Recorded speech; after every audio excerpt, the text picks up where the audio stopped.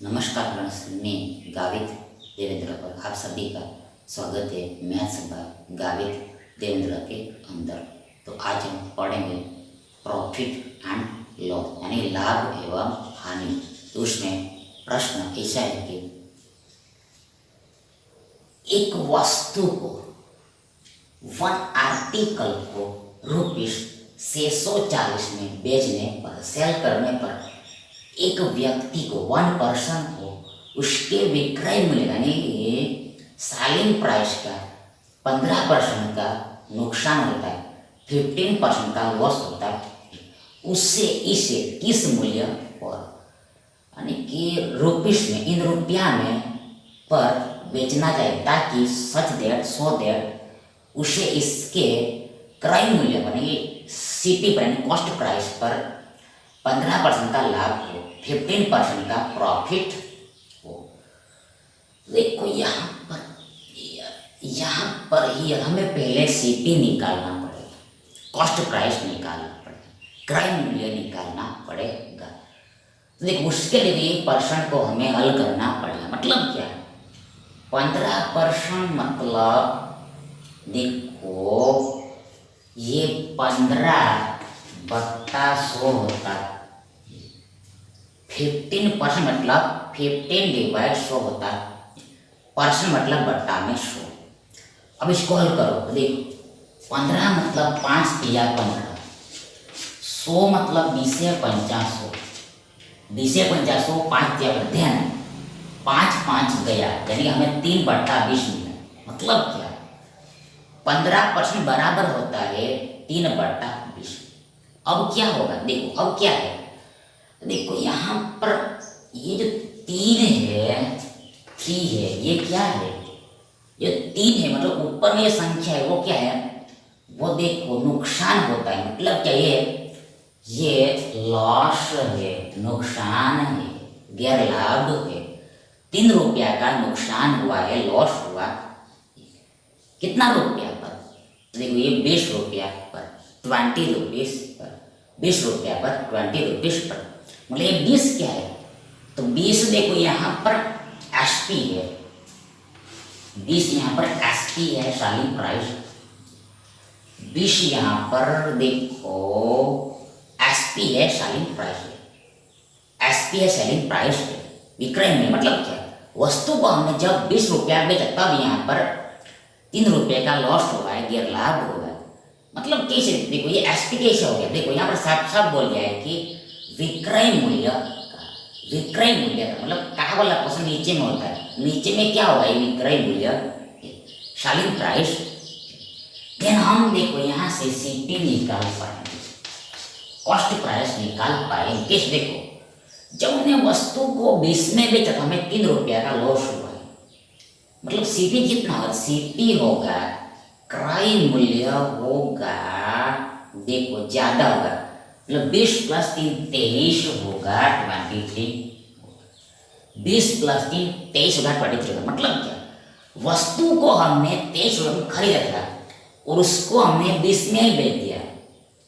मतलब क्या 3 रुपया कम में बेच दिया, 3 रुपया कम में बेचते हैं, हमें 3 का लॉस हो गया है, 3 का गैर लाभ हो गया। मतलब सीपी यहाँ पर हमें 23 मिला, लेकिन ये तो यूनिट में निकला है, हमें रियल में निकालना पड़ेगा। देखो उसके लिए देखो रियल डेटा लगता है, देखो उसके लिए वो दिया ही है, देखो यहाँ पर हमें 47 दिया है। ये क्या है बेचने पर मतलब ये एसपी दिया है सेलिंग प्राइस। देखो सेलिंग प्राइस यूनिट में कितना है, यूनिट में 20 है, मतलब 20 यूनिट का वैल्यू यहाँ पर हमें ये 640 दिया, 20 यूनिट का वैल्यू हमने 640 दिया, 640 कितना गुना है, मतलब 1 का वैल्यू कितना है भाग दो इसमें।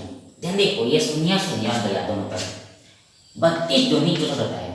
मतलब क्या 64 2 का 32 गुना नहीं 640 20 का 32 गुना यानी 1 का वैल्यू 32। तो हमें निकालना है सीपी निकालना 23 यूनिट का वैल्यू निकालना, 23 यूनिट का वैल्यू निकालना है। तो वो ऑल्सो ये 32 गुना ये होगा, 2 टाइम्स ये होगा। मतलब क्या बराबर इक्वल क्या मिलेगा हमें, देखो यहाँ पर हम पूरा गुणा करेंगे, इसको एज ही रखेंगे। मतलब क्या आंसर क्या है, तो आंसर ये 32 × 23 आए। ये 32 × 23 आएगा। देखो ये दोनों गुणा करने मतलब इसको हमने ऐसे रखा, आंसर इतना मतलब सीपी कितना मिला हमें, सीपी यानी कॉस्ट प्राइस मिला हमें 32 × 3 यानी 23 × 32 सीपी। रियल में इतना। अब ये जो सीपी है, क्रय मूल्य है, ये अपने आप में कैसा है, तो ये इटसेल्फ 100% होता है, 100% होता है, 100% होता है। अब क्या हो रहा है, अब देखो ये 100% की चीज को हमने देखो 15% के लाभ पर बेचना है, 15% प्रॉफिट पर बेचना है, तो कितना बेचना पड़ेगा, तो हमें बेचना पड़ेगा देखो 115% पर बेचना पड़ेगा, 115% पर बेचना पड़ेगा। सेलिंग प्राइस कितना होगा, 115% होगा, एसपी इक्वल टू होगा 115%, एसपी होगा 115%। मतलब क्या, ये 100 में ये 15 जोड़ना पड़ेगा। पहले इसको हल करो, मतलब क्या, मतलब एसपी कितना होगा, देखो एसपी जो होगा, पहले इसको हम हल करते हैं, इसको हम पहले हल कर देते हैं। देखो यहाँ पर परसेंट मतलब देखो बट्टा में 100 होता है, बट्टा में 100 होता है।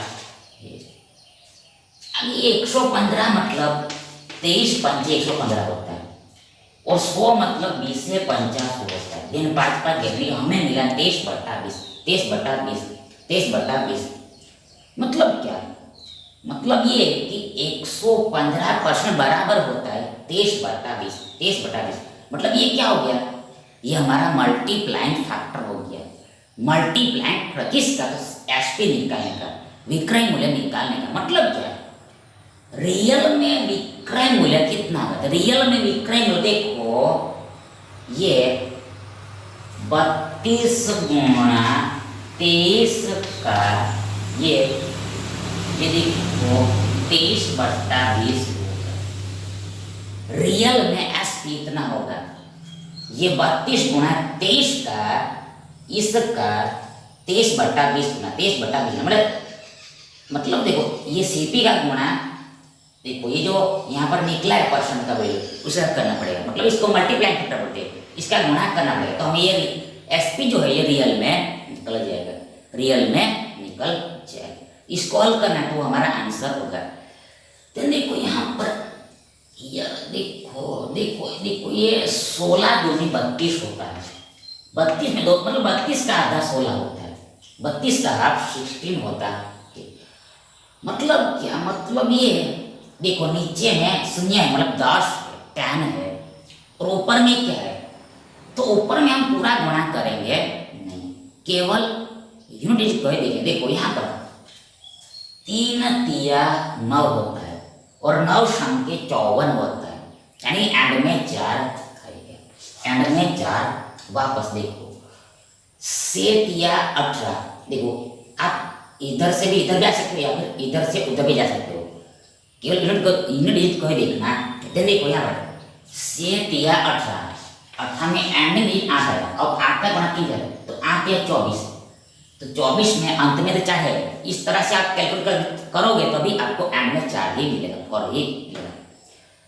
मतलब देखो ये ऊपर वाले सभी का आप गुणा करोगे, पूरा गुणा करोगे तो एंड में 4 ही आएगा, एंड में 4 ही आएगा।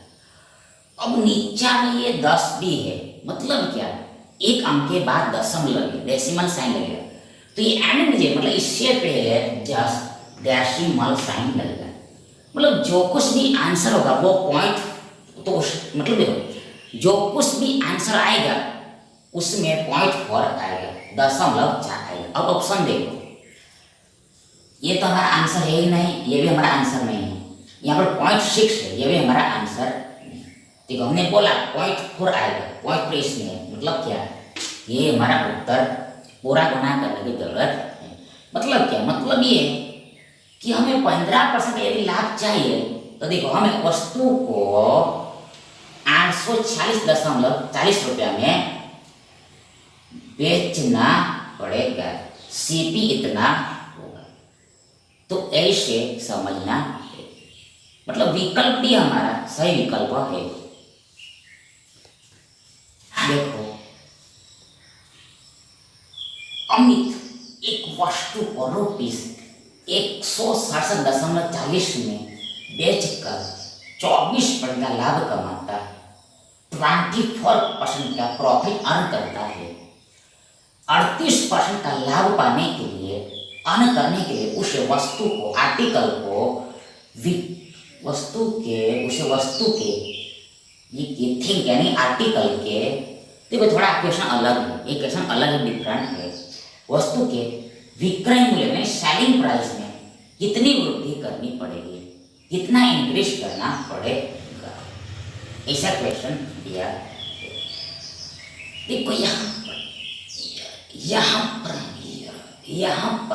देखो यहाँ पर हमें दिया है कि जो अमित है ये वस्तु को 167.40 में बेचता है, तब क्या होता है, तब उसको 24% का लाभ होता है।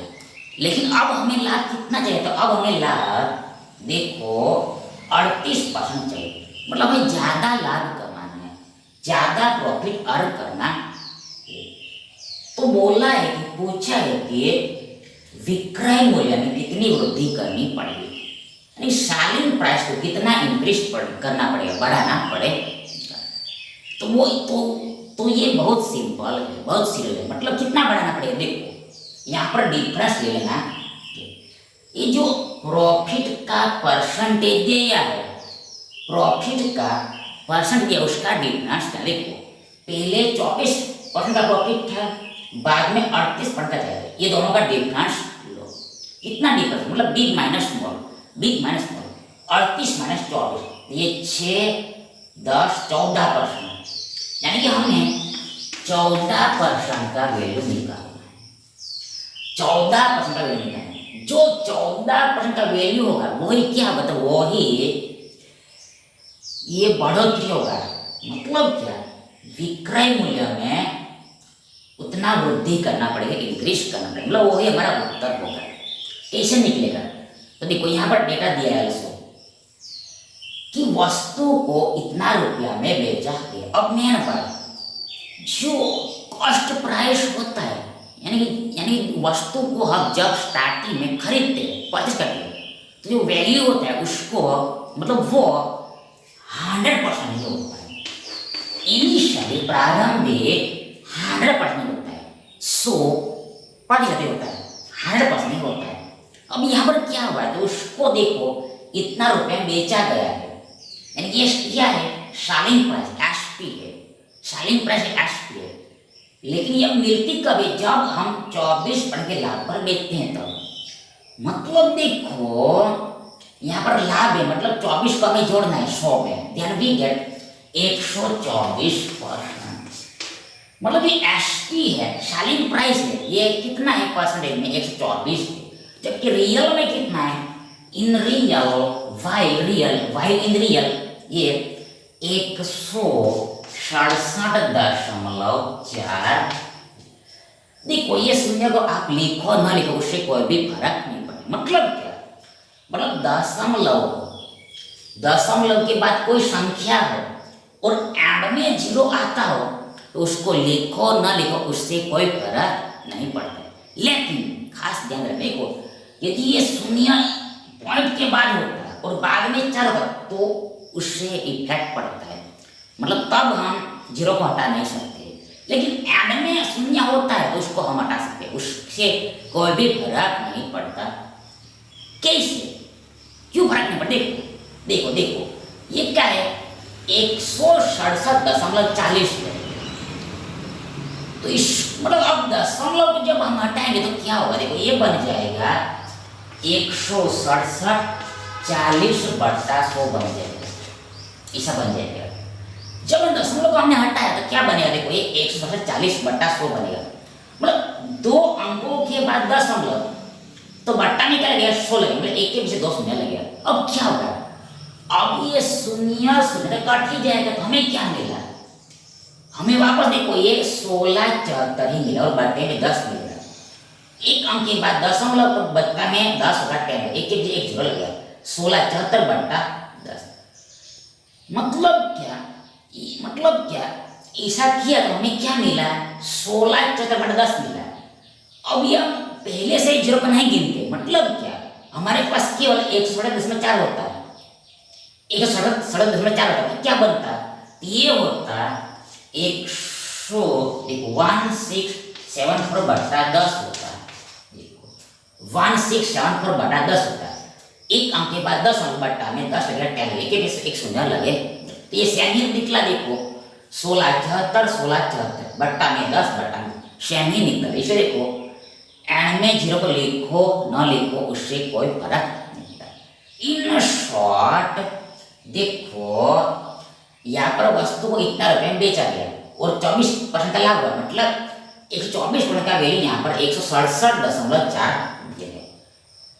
यानी कि मतलब क्या, मतलब इसको आप 167.40 यानी कि 167.400 ऐसे लिख सकते हो, इसको आप 167.4000 ऐसे लिख सकते हो। मतलब लास्ट में आप इनफाइनाइट 0 लिखो तभी कोई फर्क नहीं पड़ेगा, वो फाइनली 0.4 ही रहेगा, 0 तो निकल ही जाएगा, इसलिए ओनली 0.4 ही लिखना है।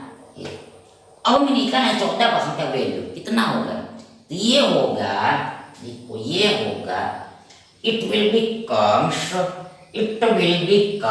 देखो इट विल बी कम्स देखो 167.4 गुणा 14/124 इतना बने, ऐसा है।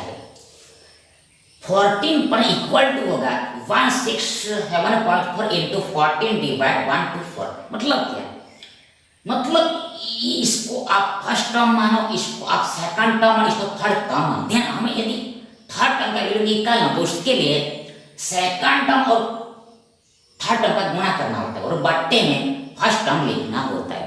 ये शॉर्टकट में आपको याद करके रखना है, तो इसको हल करना है, वही हमारा उत्तर होगा। ध्यान देखो देखो पहले हम ये दशमलव को हटाते, दशमलव को हटा दे, देन बट्टे में क्या आएगा, 10 आएगा 10, तो अब फिलहाल मतलब अब हमारे पास क्या है, तो अब हमारे पास ना भी है 1674 गुणा 14 बट्टा 24 गुणा 10। अब देखो यहाँ पर ये देखो कैंसलेशन करना, मतलब काटकूट का देखो यहाँ पर बहुत हार्ड पड़ेगा, ये हम पूरा काटकूट करेंगे नहीं। देखो यहाँ पर आंसर शॉर्टकट में निकल जाए, मतलब ये ऑप्शन का यूज करके ही हम आंसर निकाल पाएंगे। देखो ये जो ऑप्शन होता है वो बड़ी इंपॉर्टेंट चीज होती है, बड़ा इंपॉर्टेंट चीज होता है, ऑप्शन को देखते रहना, तो ऑप्शन से एक क्वेश्चन हल हो जाए। देखो कैसे, देखो ऐसे, तो पूरा काटकूट हम करेंगे। देखो यहाँ पर ये 14 है, तो इस ये जो ये 7 दूनी 14 होता है, 7 दूनी 14 होता है, 7 दूनी 14 होता है, 7 दूनी 14 होता है। अब देखो ये 7 देखो कटेगा कि नहीं कटेगा वो देखना है। देखो मेन बात, ये 7 क्या है, देखो वो रहने दो, वो बात रहने दो, ये क्या है 7 मतलब क्या, मतलब देखो ये जो 7 है, देखो नहीं वैसे नहीं समझना, वैसे गलत भी हो सकता है। देखो ये क्या है, 7 है 7, ये 7 है 7, ये 7 है 7। अब क्या ये 7 कट सकता है, 7 हम 7 को हम उड़ा सकते हैं कैसे भी करके। देखो ये 7 निकला यहाँ से, तो ये 7 को हम देखो उड़ा सकते हैं कई तरह से। देखो कहीं देखो मतलब क्या, ये 7 है तो इसको हम क्या काट सकते हैं, डिलीट कर निकाल सकते हैं। देखो तो यहाँ पर देखो डिलीट होने का यानी निकालने का कोई चांस नहीं। देखो इधर 7 है तो नीचे में 10 है, तो 10 में 5 दूनी 10 होता है, मतलब 5 आएगा 2 आएगा, तो 7 तो उड़ेगा ही, 7 तो रहेगा ही, कोई चांस नहीं है। अब 124 है तो इसमें 7 आएगा, 7 इसमें आएगा नहीं, मतलब इस 7 को हम उड़ा नहीं पाएंगे। देखो ये ऊपर में 7 निकला और 7 को हम हटा नहीं पाएंगे। देखो 10 में 5 और 2 है, 7 को आता नहीं, 7 हटेगा नहीं। आगे 124 में 7 आएगा ही नहीं, तो 7 कैसे उड़ेगा, 7 तो रहेगा ही रहेगा, 7 तो रहेगा ही रहेगा, 7 तो रहेगा ही रहेगा। मतलब इसको हम अदर तरीके से अनदर वे से लिख सकते, कैसे, ऐसे ऐसे ऐसे। कैसे? ऐसे देखो, ऐश ऐश देखो, इसको हम हटा देते हैं।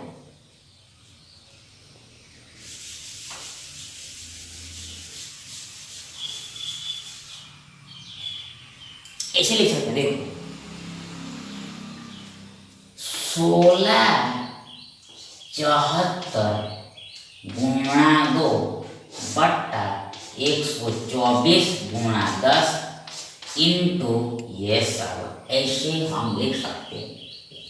तो 7 को हमने साइड पर एक तरफ लिख दिया, देखो 16/74 × 2 / 124 × 10 और 7 को हमने साइड में कर दिया। मतलब क्या हुआ?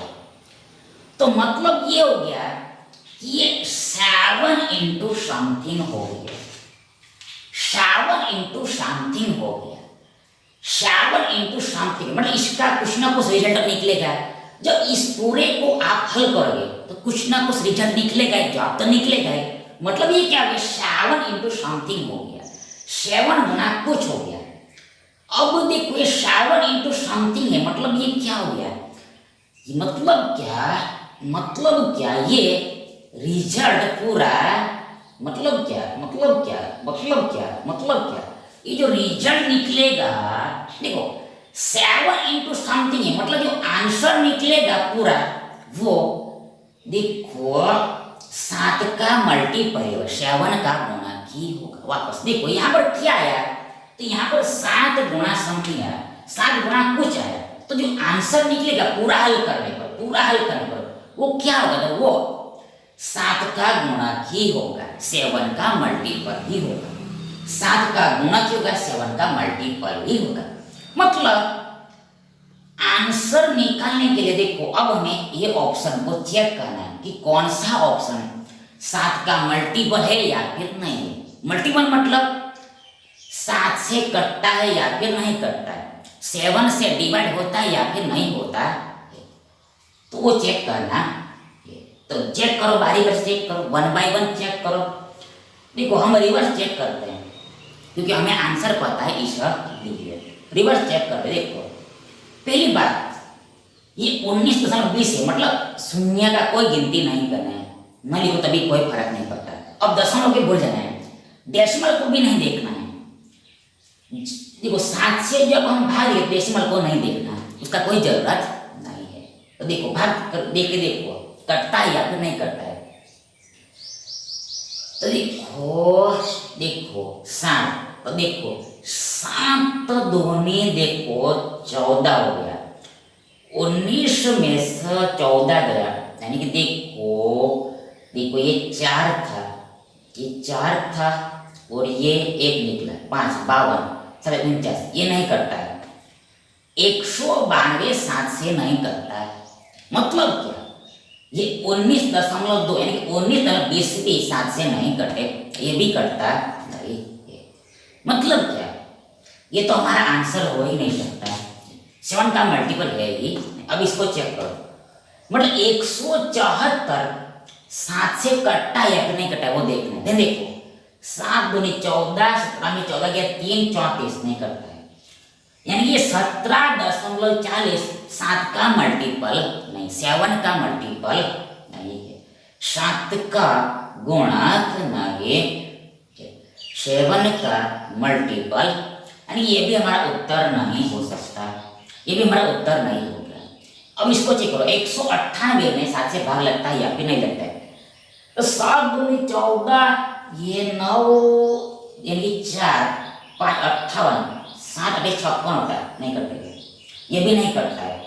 मतलब क्या? मतलब ये 19.80 7 से नहीं कटा, मतलब ये 7 का मल्टीपल नहीं। अब इसको चेक करो, बोले 189 7 से कटता है या फिर नहीं कटा, वो देखो तो कटता है। देखो 7 दूनी 14 4 49, यानी 7 से 49, ये कटता है। 189 7 से कटता है, मतलब क्या? ये 18.90 7 से कटता है, 7 का मल्टीपल। मतलब यही आंसर, यही हमारा उत्तर। मतलब क्या? 14% का वैल्यू होगा 18.90, यानी कि विक्रय मूल्य में इतना वृद्धि करना पड़े, यानी कि ये विकल्प ए हमारा सही विकल्प है। नेक्स्ट क्वेश्चन देखिए, किसी वस्तु का एनी आर्टिकल का क्रय मूल्य यानी कॉस्ट प्राइस सी है, कैपिटल सी है, और विक्रय मूल्य सेलिंग प्राइस एस है, कैपिटल एस है। यानी कि क्या, सेलिंग प्राइस मतलब सेलिंग प्राइस के ऊपर से एस दिया गया है ना, और जेड कैपिटल जेड लाभ परसेंट यानी कि प्रॉफिट परसेंट या और हानि परसेंट लॉस परसेंटेज। यदि क्रय मूल्य और विक्रय मूल्य दोनों में समान वृद्धि होती है, इक्वल इंक्रीज हो, देन कौन सा कथन सही? निम्न में से कौन सा सही है? फॉलोइंग में से कौन सा राइट है? फॉलोइंग में से कौन सा राइट है? ऑप्शन को भी हम पढ़ लेते हैं।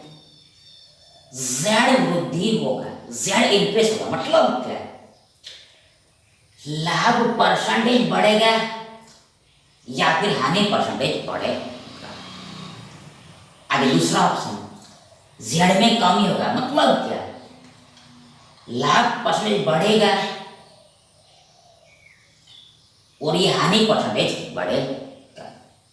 बढ़ेगा नहीं, देखो सॉरी कमी मतलब क्या, देखो जेड, देखो देखो देखो देखो देखो जेड, देखो देखो मतलब देखो जेड मतलब क्या है, जेड मतलब क्या, जेड की जगह पर देखो लाभ परसेंट भी आप ले सकते हो या फिर हानि परसेंट भी आप ले सकते हो।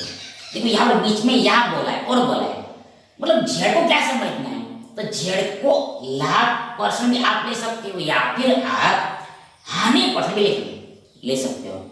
जेड को आप लाभ परसेंट भी ले सकते हो या फिर जेड को आप हानि परसेंट भी ले सकते हो। मतलब क्या, मतलब पहले भी बोला कि जेड में वृद्धि होगा, मतलब लाभ परसेंट भी बढ़ेगा और हानि परसेंट भी बढ़ेगा।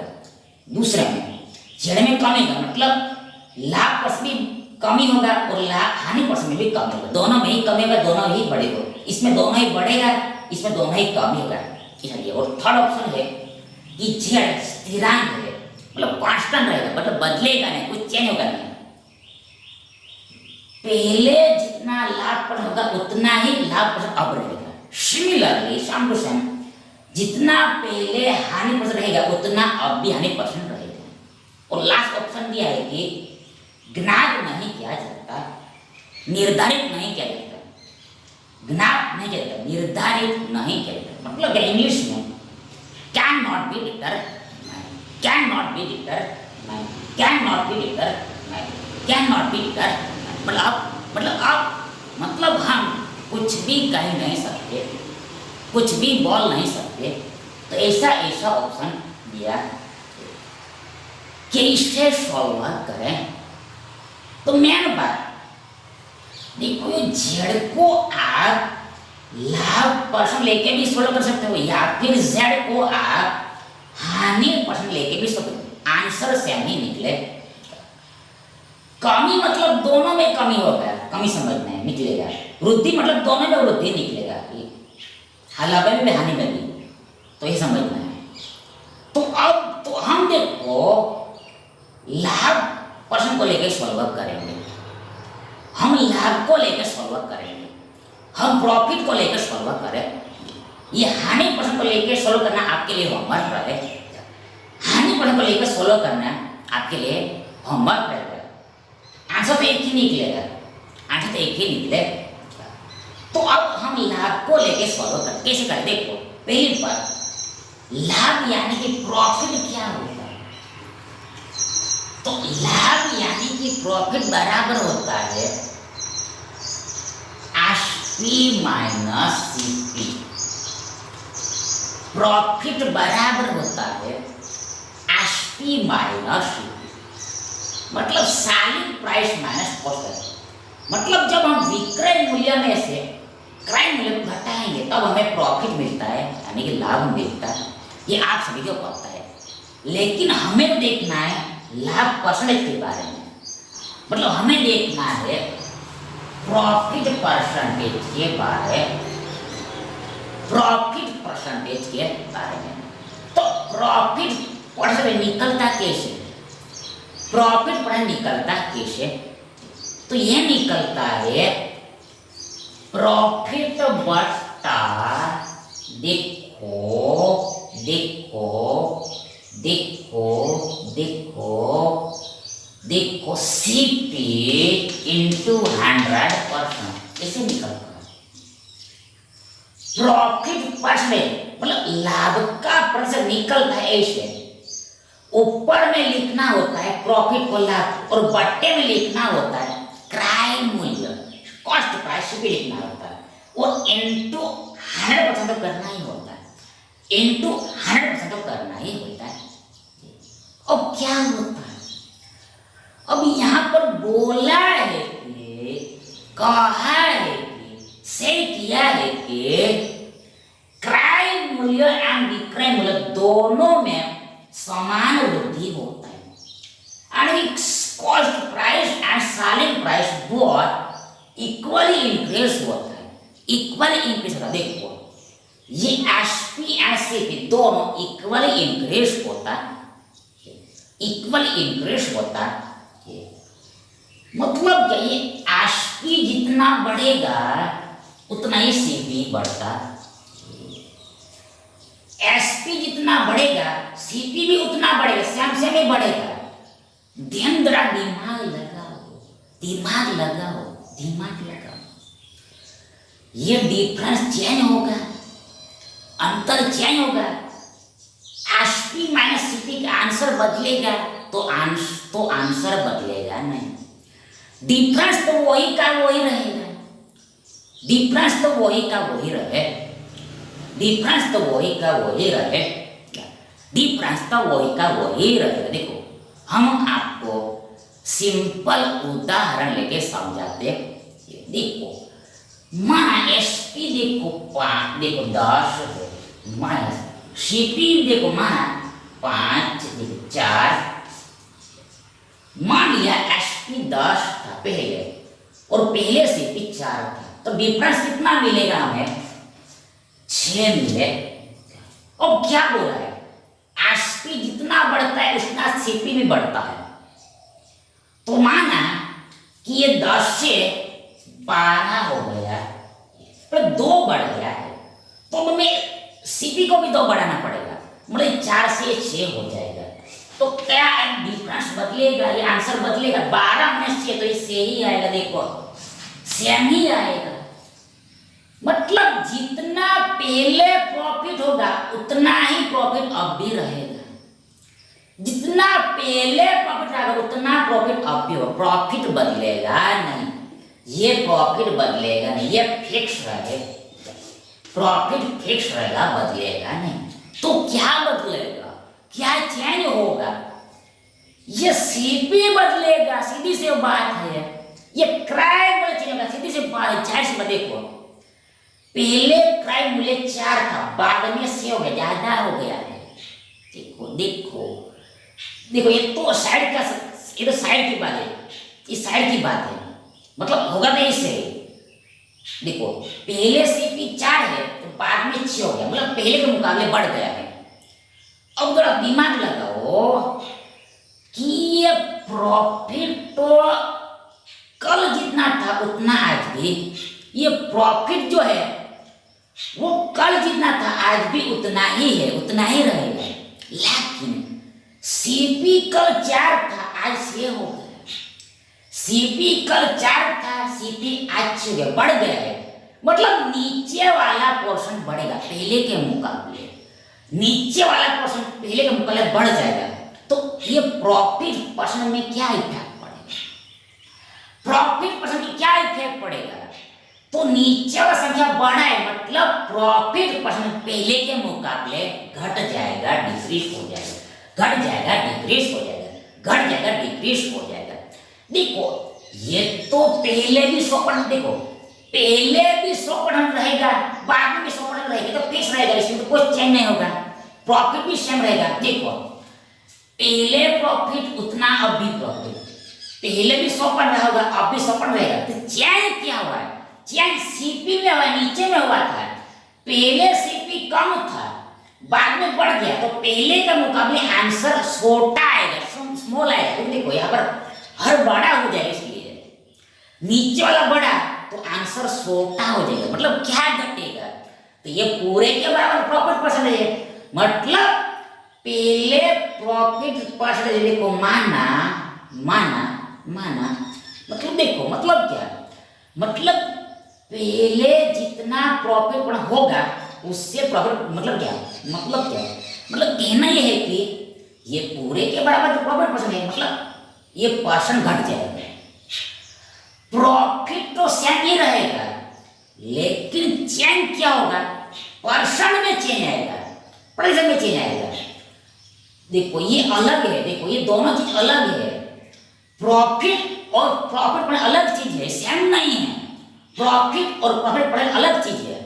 प्रॉफिट तो सेम रहेगा, लेकिन प्रॉफिट परसेंट, लाभ परसेंट, लाभ का चेंज होगा। क्या चेंज होगा, तो पहले के मुकाबले घट जाएगा, डिक्रीज हो जाएगा। पहले के मुकाबले घट जाएगा, डिक्रीज हो जाएगा। पहले के मुकाबले घट जाएगा, डिक्रीज हो जाएगा। यानी कि प्रॉफिट पर क्या दिया है, इसके बराबर हमें दिया है जेड बोला है, नाम जेड नाम बोला है, मतलब जेड डिक्रीज हो जाएगा, घट जाएगा। प्रॉफिट पर लाभ परसेंट घट जाएगा, देखिए कमी आएगा, जेड में कमी होगा, जेड में कमी होगा। मतलब क्या, ये हमारा उत्तर, जेड में कमी होगा, ये उत्तर। विकल्प भी हमारा सही विकल्प है। अब आगे देखो, हमने आगे बोल दिया, फिर भी हम बोल देते, देखो आप ये हानि प्रश्न को लेके सोल्व करके तो अभी है कमी ही निकले, डिक्रीज ही निकले, तो वैसे भी आप सॉल्व कर सकते हो। इन शॉर्ट ये विकल्प भी हमारा राइट विकल्प है।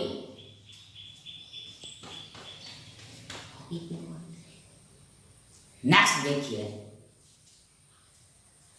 कुछ वस्तुओं के सम आर्टिकल्स के विक्रय मूल्य में यानी इन सेलिंग प्राइस अंतर है, डिफरेंस, यदि उन्हें ₹9 प्रति वस्तु यानी कि ₹9 पर आर्टिकल के स्थान पर देखो,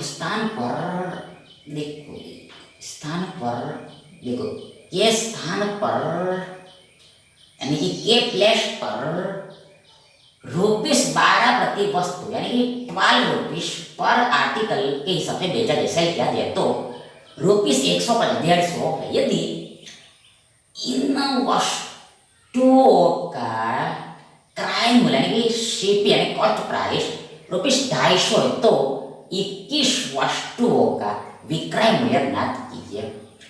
find the selling price of 21 articles if अर्जित लाभ यानी कि अर्न प्रॉफिट 20%। देखो यहाँ पर पहले तो हमें वस्तु कितनी है वो निकालना पड़ेगा, आर्टिकल कितना है वो निकालना पड़ेगा, वस्तु कितनी है वो निकालना पड़ेगा, आर्टिकल कितना है वो निकालना पड़ेगा। कैसे निकलेगा, तो देखो यहाँ पर बोला है कि कहा है कि यहाँ पर बोला है कि कहा है कि देखो कुछ वस्तुओं के विक्रय मूल्य में अंतर कितना है, देखो ये 150, 150 वापस सेलिंग प्राइस में अंतर है, डिफरेंस, अंतर है डिफरेंस कितने का है, देखो ये लास्ट में दिया है 150, 150 है, 150, 150 है, 150, 150, ये 150 को हमने लिखा, क्या लिखा हमने 150 लिखा, 150 क्या है, तो विक्रय मूल्य में डिफरेंस है, अंतर है। तो ये देखो डिफरेंस आया कैसे, विक्रय मूल्य जनरेट कैसे हुआ, देखो ये हुआ है यहां पर, देखो ये दो तरह से वस्तु को बेचने पर, दो तरह से वस्तु को बेचने पर, मतलब क्या, पहले हम ₹9 प्रति वस्तु बेचते थे, अब हम बेच रहे हैं ₹12 प्रति वस्तु। इसी वजह से ये सेलिंग प्राइस में डिफरेंस आया। अब हमें क्या निकालना, अब हमें वस्तु की संख्या नहीं, तो उसके लिए देखो ये 150 में हमें भाग देना है, डिवाइड करना किससे, देखो तो देना है ये जो दाम दिया है उसके डिफरेंस से भाग देना है। ये जो दाम का डिफरेंस उससे भाग, रेट के डिफरेंस से भाग देना। मतलब क्या, बिग माइनस मतलब 12 माइनस 9, वी गेट 12 माइनस 9 10 3 से भाग देना है। देन हमें वस्तु की संख्या मिले, नंबर ऑफ आर्टिकल्स मिल जाएगा, नंबर ऑफ आर्टिकल्स मिल जाएगा। ध्यान देखो ये 3 पंचे 15 होता है, यानी हमें मिला 50 50। यानी वस्तु कितना है, वस्तु 50 है 50 है, वस्तु 50 है 50 है, ये हमने निकाल दिया। अब यहां पर आगे बोला है कि देखो वस्तुओं का, इन वस्तुओं का यानी 50 वस्तुओं का क्रय मूल्य यानी कि कॉस्ट प्राइस 250 250 वापस अगेन। देखो वस्तु हमने 50 निकाला, अब ये 50 आर्टिकल्स का देखो ये दृश्य, देखो ये क्रय मूल्य यानी सीपी, क्रय मूल्य यानी सीपी 250। देखो ये 50 वस्तु का क्रय मूल्य सीपी बराबर है 250। तो अब हम क्या निकालेंगे, अब हम आउट करेंगे एक वस्तु का सीपी, वन आर्टिकल का कॉस्ट प्राइस, वन आर्टिकल का कॉस्ट प्राइस। तो वो कैसे निकलेगा, तो वो निकलेगा ये 250 में, देखो ये 50 से भाग देने, मतलब क्या, टोटल सीपी में नंबर ऑफ आर्टिकल से भाग देने पर निकले। हल कर देने को ये 0 0 है, 5 पंचे 25, मतलब हमें मिला 5 मतलब एक वस्तु का क्रय मूल्य 5 है 5, एक वस्तु का क्रय मूल्य 5 है 5। अब यहाँ पर बोला है कि देखो लाभ कितना होता है, प्रॉफिट कितना होता है। यहाँ पर लाभ यानी प्रॉफिट 20% होता है, 20% होता है, 20% 20% होता है, 20% का 20% होता है। एक वस्तु पर यानी कि वन थिंग पर, एक वस्तु पर एक थिंग पर प्रॉफिट यानी कि लाभ, प्रॉफिट यानी कि लाभ 20% होता है, 20% होता है। मतलब क्या, 5 रुपया मतलब 5 का हमें 20% प्रॉफिट के तौर पर मिलता है, 5 रुपया का 20% देखो हमें प्रॉफिट के तौर पर मिलता है, प्रॉफिट मिलता है यानी कि लाभ मिलता है, लाभ मिलता है। मतलब देखो क्या, मतलब हमें निकालना क्या है, देखो 5 पर हमें 20% का प्रॉफिट मिलता है, मतलब हमें निकालना है, तो हमें निकालना है एसपी सेलिंग प्राइस, मतलब वस्तु को कितने में बेचा होगा वो निकालना है, वस्तु को कितना रुपए बेचा है वो निकालना, एसपी निकालना है। मतलब क्या, मतलब देखो ये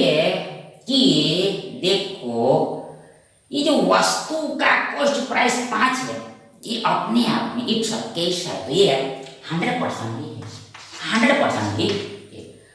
अब इस पर हमें 20% का प्रॉफिट मिलता है, लाभ मिलता है, तो सेलिंग प्राइस कितना बनेगा, तो सेलिंग प्राइस बनेगा, सेलिंग प्राइस की काम देखो 120%, 120%, इसको हल करना पड़े।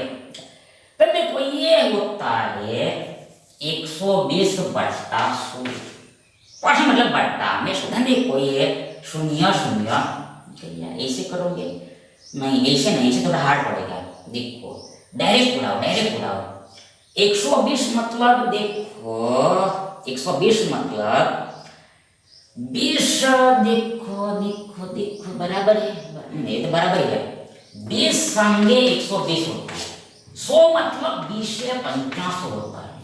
वापस अगेन 120 मतलब 20 संगे 120 और 100 मतलब 20 से 50 होता है, 20 तो वी गेट 6/5, 6 डिवाइड 5, 6 डिवाइड, ये क्या मिला, ये हमें मल्टीप्लाइंग फैक्टर मिला, मल्टीप्लाइंग फैक्टर मिले, मतलब ये एक वस्तु का एसपी यानी सेलिंग प्राइस होगा ये 5 का 6/5, 5 का 6/5 के बराबर होगा, यानी इक्वल बराबर 5 गया हमें मिला 6 आणि एक वस्तु का एसपी यानी सेलिंग प्राइस 6 है। मतलब यदि हम वस्तु को 5 में खरीदते हैं और वस्तु को 6 में बेचते तो इसका मतलब ये हुआ कि हमें 20% का प्रॉफिट हुआ, लाभ हुआ। तो ये हमने खोज देखा, लेकिन हमें क्या पूछा, हमें क्या आस्क किया, तो हमें आस्क किया है, पूछा है कि जरा बताइए 21 वस्तुओं का विक्रय मूल्य कितना, 21 आर्टिकल का सेलिंग प्राइस कितना होगा, 21 आर्टिकल्स का सेलिंग प्राइस कितना होगा। तो एक वस्तु का एसपीएच है, एक वस्तु का एसपीएच हमें निकालना है, देखो 21 वस्तुओं का, तो सीधी बात 21 का गुणा करना पड़ेगा, 6 के साथ 21 का गुणा करना पड़ेगा, तो ये हमारा उत्तर होगा। इनके संग क्या आएगा वही हमारा उत्तर होगा, जवाब होगा। ध्यान देखो ये 6 एक कम 6 से दूनी सारा ठीक है 126, 1 to 6, 1 to 6 126, 1 to 6 126, मतलब 21 वस्तुओं का विक्रय मूल्य होगा बनेगा 126, 1 to 6। अरे ये विकल्प ए हमारा सही विकल्प है। नेक्स्ट देखिए दीपेश को ₹2.5 यानी 2.5 प्रति पेंसिल की दर से यानी पर पेंसिल की रेट से कुछ पेंसिल यानी सम पेंसिल बेचने वाले साल करने पर ₹120 का लाभ होता है, 120 का प्रॉफिट होता है। और यदि वह समान संख्या में पेंसिल उतनी ही पेंसिल सम पेंसिल्स ₹1.85 प्रति पेंसिल की दर से यानी 5.85 पर पेंसिल की रेट से बेचता है, सेल करता है, तो उससे ₹62 का हानि होता है, ₹62 का लॉस होता है। तो दीपेश के पास कितनी पेंसिल है, how many pencil, there are how many pencil, there are how many pencils. तो देखो यहाँ पर देखो यहाँ पर दिया है कि जब ये दीपेश है ये प्रति पेंसिल मतलब एक पेंसिल को प्रति पेंसिल मतलब एक पेंसिल को जब ₹2.5 में बेचता है, देखो पेंसिल बेचता है, सेल करता है, तब उससे 120 का लाभ होता है, प्रॉफिट होता है। अब आगे दीपेश कहता है, अब आगे दीपेश श्याम पेंसिल को जितनी होगी उतनी श्याम पेंसिल्स को कितना दाम पर बेचता है, तो देखो बोला है कि 1.85 प्रति पेंसिल, मतलब अब देखो ये दीपेश एक पेंसिल को 1.85 में ही बेचता है, देखो 1.85 रुपये में बेचता है, 1.85 रुपये में बेचता है, मतलब पहले के मुकाबले कम दाम में बेचता है। तो ऐसा करने पर क्या होता है, ऐसा करने पर देखो यहाँ पर बोला है कि 62 का हानि होता है, ₹60 का लॉस होता है, हमें क्या पूछा, हमें पूछा है कि पेंसिल है कितनी, दीपेश के पास पेंसिल है कितनी है, हाउ मैनी पेंसिल, कैसे निकलेगी पेंसिल। देखो देखो यहाँ पर नंबर ऑफ पेंसिल इक्वल बराबर होगा, नंबर ऑफ पेंसिल इक्वल बराबर होगा, यानी पेंसिल की संख्या बराबर होगा, इक्वल होगा। क्या होगा देखो, तो पहले देखो इस दाम पर बेचता है तो 120 का लाभ होता है, लाभ मतलब प्लस, मतलब प्लस 120 अब आगे क्या है, अब आगे 1.25 के दाम पर बेचता है तो उससे देखो 62 का हानि होता है, 6 का लॉस होता है। लॉस मतलब माइनस, लॉस मतलब माइनस, हानि मतलब माइनस, मतलब माइनस 62, माइनस 62, माइनस 62, माइनस 62।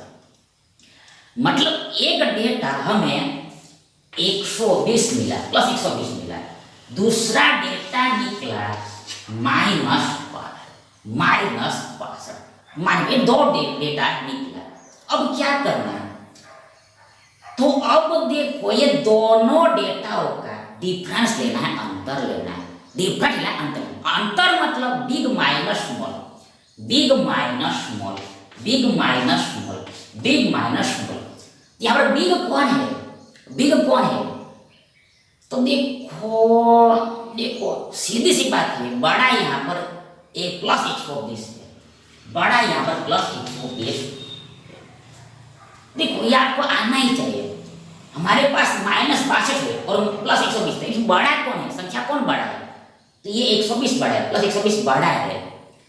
आगे माइनस का माइनस, माइनस का माइनस, सोटा सोटा घटाना, सोटा कौन है? माइनस 62, तो ये माइनस यहाँ पर घटे, माइनस यहाँ पर घटे। लेकिन बट इधर ये माइनस माइनस प्लस हो जाएगा, माइनस माइनस प्लस हो जाएगा। क्यों? तो देखो यहाँ पर बीच में यहाँ पर गुणा होता है, मल्टीप्लाई होता है, लेकिन ये माइनस और माइनस का गुणा प्लस हो जाता है। मतलब माइनस माइनस प्लस, ये 62 का 62, और इधर ये प्लस 120 तो था ही, इधर ये प्लस 120 था ही था, प्लस 120 प्लस का कितना होगा? तो ये होगा 120, 180, 182 होगा, प्लस 182, मतलब 182 होगा, 18 होगा। मतलब क्या? मतलब ये कि प्लस 120 एंड माइनस 62 का डिफरेंस यानी कि अंतर, डिफरेंस यानी कि अंतर, मतलब बिग माइनस स्मॉल 180 होता है, प्लस मतलब 182 होता है, 182 होता है। अंतर तो प्लस में ही होता है, नेगेटिव में होता ही नहीं। 182 होता है, 182 होता है। तो अब क्या करना है? तो ये अब अंतर को देखो ऊपर में लिखना, न्यूमरेटर में लिखना, और डिनोमिनेटर में हर में नीचे बिलो में क्या लिखना? तो बिलो में लिखना है ये जो दाम है इसका डिफरेंस लिखना है, ये जो दाम है इसका डिफरेंस लिखना है, मतलब बिग माइनस स्मॉल। वापस डिफरेंस मतलब big minus small, big minus small करते। बिग कौन सा है दाम? बिग पहला वाला है, देखो 2.5 है, और स्मॉल वाला 185 है। मतलब देखो यहाँ पर हमें 2.5 माइनस 1.85 करना, 2.5 माइनस 1.85 कितना मिलेगा? इक्वल बराबर होता है। तो पहले देखो यहाँ पर जब हम 2 में से 1.85 घटाएंगे तो हमारे पास बचेगा 0.15, 0.15, 0.15 बचेगा। लेकिन ये 0.5 तो हमारे पास ऑलरेडी है, तो गया ही नहीं, इसमें तो हमने कुछ घटाया नहीं है, तो है जमा रहेगा, ऐड ही रहेगा, मतलब इसमें ऐड करना पड़ेगा 0.5 यानी 0.50, 0.50 जोड़ो कितना मिलेगा? तो ये 60 यानी कि हमें मिलेगा 0.65। मतलब क्या हुआ? तो मतलब ये हुआ कि नंबर ऑफ पेंसिल इतना होगा, इसको जो हल करने पर आएगा वो ही नंबर ऑफ पेंसिल, मतलब पेंसिल की संख्या होगा, पेंसिल की संख्या होगा, इसको हल करना है। तो पहले तो देखो इसको हम मिला देते हैं, इसको हम थोड़ा हटाते हैं, इसको थोड़ा मिटाते हैं। देखो पहले देखो ये देखो 182 के 182 आगे ये होगा 65/100। 0.65 मतलब 65/100 होता है। 2 अंकों के बाद डेसिमल तो नीचा में 100 लगे, मतलब 1 के पीछे 2 शून्य लगे। अब क्या होगा? अब देखो 65 मतलब 13 पंचा 65 होता है, 13 पंचे 65 होता है। आगे अब देखो यस ये 100 में 5 जाएगा, 20 बार में 5 में डिवाइड हो जाएगा। अभी जो 182 ये भी 13 से कटता है, फिर डिवाइड होता है। देख कितनी बार में भाग करके देखो, भाग चला के देखो। 13 में 26 एक बार में जाए, 13 एकम 13, 18 में से 13 गया तो 5 52, 13 चौके 52, 13 चौके 52, यानी क्या 182 में 13 से भागे 14 बार में 14 टाइम्स में, यानी क्या हुआ? तो यानी ये हुआ कि ऊपर में पास 14 बचा है हमारे पास, और दूसरा ये बट्टा के बट्टा में 20 बचा। देखो ये बट्टा है, तो इसलिए मतलब क्या, मतलब देखो मतलब देखो ये हमारा मेन डिवाइड है, मुख्य भाग मेन बट्टा है, मतलब ये पूरा बट्टा हो गया। लेकिन ये बट्टा में भी बट्टा है, ये डिवाइड में डिवाइड है, तो ये डिवाइड में डिवाइड है, ये 20 कहाँ जाएगा? तो ये 20 ऊपर साला जाता है, ऊपर आता है। मतलब क्या 14 के साथ मल्टीप्लाई हो जाएगा, तो ये हमारा उत्तर होगा। 14 दूनी 28 शून्य पीछे में लगा। ऑप्शन में देखो, ऑप्शन में देखो, ऑप्शन में देखो, ऑप्शन में देखो, ऑप्शन में देखो, 14 दूनी 28 शून्य लगा पीछे में, 280 मिले। नहीं, पेंसिल की संख्या 280 टू ऐड 0 है, और ये विकल्प बी हमारा सही विकल्प है। Thank you.